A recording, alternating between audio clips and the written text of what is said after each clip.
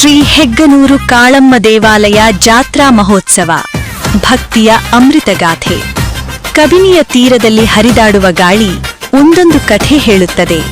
ಅದು ಕೇವಲ ದೇವಾಲಯದ ಕಥೆಯಲ್ಲ, ಅದು ತಾಯಿಯ ಮಮತೆಯ ಚರಿತ್ರೆ, ಭಕ್ತರ ಕಣ್ಣೀರನ್ನು ಒಳೆದ ದೈವಶಕ್ತಿಯ ಅಮೃತಗಾಥೆ. ಸಮಯ 1958.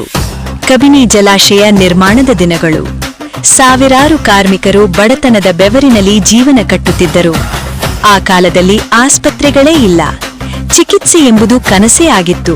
ಅಂದು ಒಂದು ಪುಟ್ಟ ಗುಡಿಯಲ್ಲಿ ಪ್ರತ್ಯಕ್ಷಳಾದಳು ಕಾಳಮ್ಮ ತಾಯಿ.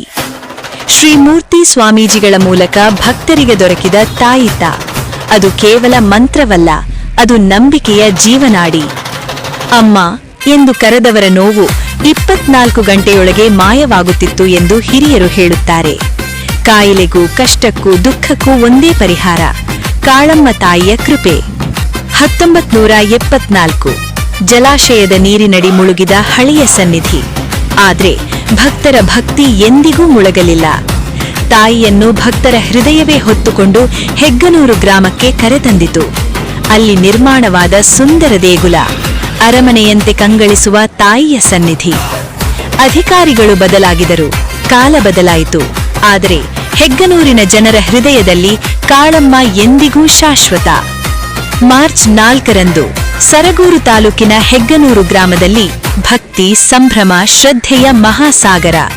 ಪಕ್ಕದ ಹೆಬ್ಬಾಳ ಹೊಳೆಯಿಂದ ಪವಿತ್ರ ನೀರು ತರಿಸುವ ಆಚರಣೆ, ಹೆಂಗುಮಕ್ಕಳು ಬಾಯಿಬೀಗ ಹಾಕಿಕೊಂಡು ತಾಯಿಗೆ ಸಲ್ಲಿಸುವ ಸೇವೆ, ಅದು ಭಕ್ತಿಯ ಪರಾಕಾಷ್ಠೆ.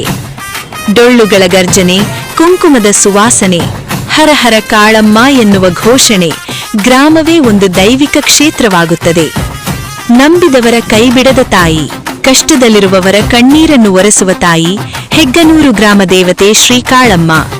ನೀವು ಕೂಡ ಬನ್ನಿ, ತಾಯಿಯ ಕೃಪೆಗೆ ಪಾತ್ರರಾಗಿ ಜಾತ್ರೆಯ ದೈವಿಕ ಅನುಭವವನ್ನು ಪಡೆದುಕೊಳ್ಳಿ.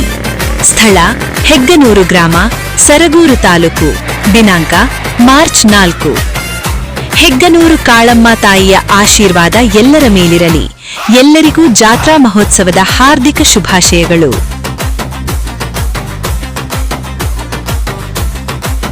ನಮಸ್ಕಾರ, ಹೇಗಿದ್ದೀರಾ? ಎಲ್ಲರೂ ಆರೋಗ್ಯ ಆಗಿದ್ದಾರಾ? ದೇವ್ರು ಒಳ್ಳೇದ್ ಮಾಡ್ಲಿ, ಎಲ್ಲ ದೇವ್ರ ದಯೆ, ನಿಮ್ಮ ಆಶೀರ್ವಾದ. ಎಲ್ಲರಿಗೂ ನಮಸ್ಕಾರ. ಈ ಬಾರಿ ಜಾತ್ರೆಗೆ ತಪ್ಪದೇ ಬನ್ನಿ. ಕಾಳಮ್ಮ ತಾಯಿ ಎಲ್ಲರಿಗೂ ಒಳ್ಳೆಯದನ್ನೇ ಮಾಡಲಿ.